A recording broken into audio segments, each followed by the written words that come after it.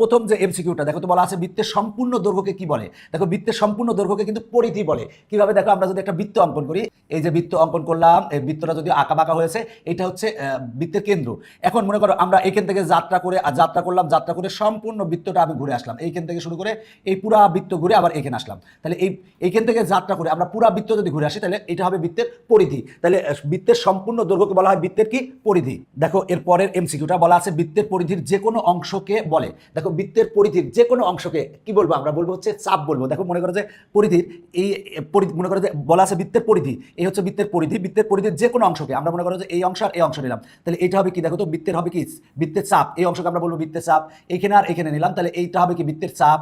বলা আছে বৃত্তের পরিধির যে কোনো অংশকে কি বলে, অংশকে আমরা চাপ বলবো। তার মানে এটা হচ্ছে বৃত্তের চাপ। আবার এখান থেকে এইটুকু যদি বৃত্তের চাপ, আবার যদি এই দুটো অংশ নেই, তাহলে এটা হচ্ছে বৃত্তের চাপ। দেখো এরপরে বলা আছে বৃত্তের পরিধি বৃত্তের কেন্দ্রে কত ডিগ্রি কোণ উৎপন্ন করে। দেখো বৃত্তের পরিধি, এই পরিধি হচ্ছে টোটালটা পরিধি, টোটাল পরিধি এই বৃত্তের কেন্দ্রে কত ডিগ্রি কোণ উৎপন্ন করে। এখান থেকে যদি টোটালটা ঘুরো, তাহলে টোটাল কোণ উৎপন্ন হবে কত, 360 ডিগ্রি কোণ উৎপন্ন হবে। তার মানে খ অ্যান্সার। বলা আছে পরিধির 1/4 বৃত্তের কেন্দ্রে কত ডিগ্রি কোণ উৎপন্ন করে। তাহলে আমরা একটা বৃত্ত অঙ্কন করলাম, আমরা যদি 1/4 মানে কি 4 ভাগ করি, দেখো 4 ভাগ করি, 4 ভাগ যদি করি, তাহলে বলা আছে পরিধির 1/4 মানে এই অংশটা মনে করো, এই 4 ভাগের 1 ভাগ এই অংশটা মনে করো, এই যে এই অংশটা 1/4 বৃত্তের কেন্দ্রে কত ডিগ্রি কোণ উৎপন্ন করে। তাহলে এখানে কেন্দ্রে কত ডিগ্রি কোণ উৎপন্ন করবে, এখানে অবশ্যই 90 ডিগ্রি কোণ উৎপন্ন করবে। আর টোটাল কোণটা কত, টোটাল কোণটা হচ্ছে 360 ডিগ্রি। তার মানে পরিধির 1/4 মানে 4 ভাগের 1 ভাগ, 4 ভাগের 1 ভাগ হবে। তার মানে 4 ভাগের 1 ভাগ বৃত্তের কেন্দ্রে কত ডিগ্রি কোণ উৎপন্ন করে, অবশ্যই কোণ উৎপন্ন করবে কত ডিগ্রি, 90 ডিগ্রি। এবার আমরা এই এমসিকিউটা সমাধান করব। বলা আছে বৃত্তের পরিধি ও ব্যাসের অনুপাত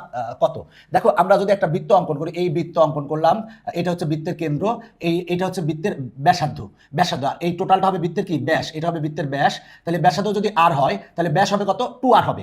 আর বৃত্তের পরিধির সূত্র হচ্ছে 2πr, তাহলে পরিধি হচ্ছে 2πr, ব্যাসার্ধ আর হয়, তাহলে ব্যাস হবে হচ্ছে 2r। তাহলে পরিধি এবং ব্যাসের কি বের করতে বলছে, অনুপাত বের করতে বলছে। তাহলে আমরা অনুপাত বের করব।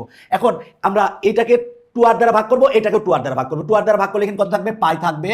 আর এখানে থাকবে কত, দেখো এখানে থাকবে হচ্ছে 1। 2r দ্বারা ভাগ করছি, তার মানে π/1, তার মানে ক অ্যান্সার। বলা আছে বৃত্তের ক্ষেত্রে, কার ক্ষেত্রে, এই যে বৃত্তের ক্ষেত্রে বলা আছে বৃত্তের ক্ষেত্রে অর্ধবৃত্তস্থ।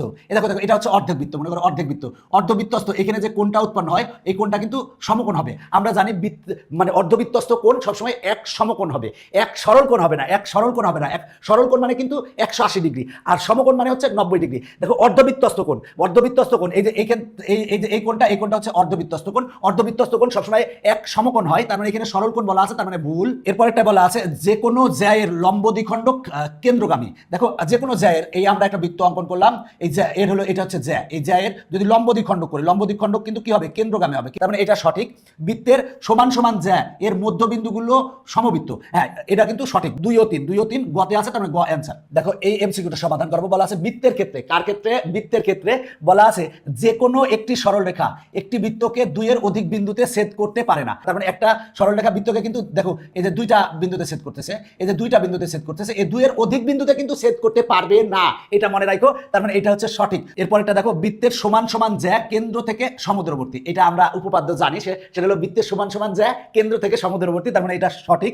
এরপরটা বলা আছে বৃত্তের ব্যাসই বৃহত্তম জ্যা, হ্যাঁ বৃত্তের ব্যাস, এই যে ব্যাস এটা হলো ব্যাসার্ধ, আর এই টোটালটা হচ্ছে ব্যাস, তার মানে এটা হচ্ছে ব্যাস, ব্যাসই হচ্ছে বৃহত্তম জ্যা, এটা কিন্তু সঠিক। তার মানে এটাও সঠিক, তার মানে 1 2 3 তিনটাই হচ্ছে সঠিক। এরপর এটা দেখো বলা আছে বৃত্তের, দেখো এখানে বলা আছে যে কোনো জ্যায়ের লম্ব দ্বিখণ্ডক কেন্দ্রগামী। কিছুক্ষণ আগেই বললাম যে কোনো একটা জ্যা নাও, জ্যায়ের লম্ব দ্বিখণ্ডক মানে এই জ্যায়ের একেবারে মাঝখানে, দেখো এই মাঝখানে যদি লম্ব দ্বিখণ্ডক আঁকো মানে এই জ্যাকে অর্ধেক করে যদি একটা লম্ব অঙ্কন করো, লম্বটা হবে কি, অবশ্যই কেন্দ্রগামী হবে। তার মানে এটা হচ্ছে সঠিক।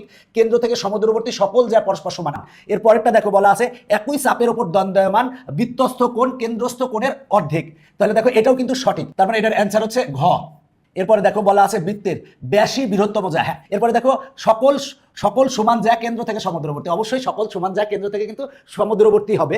এরপরেরটা দেখো বলা আছে কেন্দ্র থেকে সমুদ্রবর্তী সকল জ্যা পরস্পর সমান, হ্যাঁ কেন্দ্র থেকে সমুদ্রবর্তী সকল জ্যা পরস্পর সমান, তার মানে তিনটাই সঠিক, তার মানে ঘ অ্যান্সার। এরপরেরটা দেখো বলা আছে আর ব্যাসার্ধ বিশিষ্ট বৃত্তের, দেখো আমরা বৃত্ত যদি অঙ্কন করি, এই একটা বৃত্ত অঙ্কন করলাম, এই বৃত্তের কেন্দ্র এটা হচ্ছে ব্যাসার্ধ আর। দেখো বলা আছে আর ব্যাসার্ধ বিশিষ্ট বৃত্তের বৃহত্তম চাপ টু পাই আর। দেখো আমরা পরিধি সূত্র কি জানি, টু পাই আর। তাহলে পরিধি সবচেয়ে বড় মানে বড় চাপ কোনটা হবে, এই যে পরিধিটাই হবে কি সবচেয়ে বড় চাপ, সবচেয়ে বড় চাপ। এই বড় চাপের বৃহত্তম চাপ কত হবে, তারপরে পরিধির সমান হবে, তার মানে পরিধি কত হবে, টু পাই আর। তার মানে বৃহত্তম চাপটা হবে পরিধির সমান, মানে টু পাই আর। তার মানে এটা হচ্ছে সঠিক।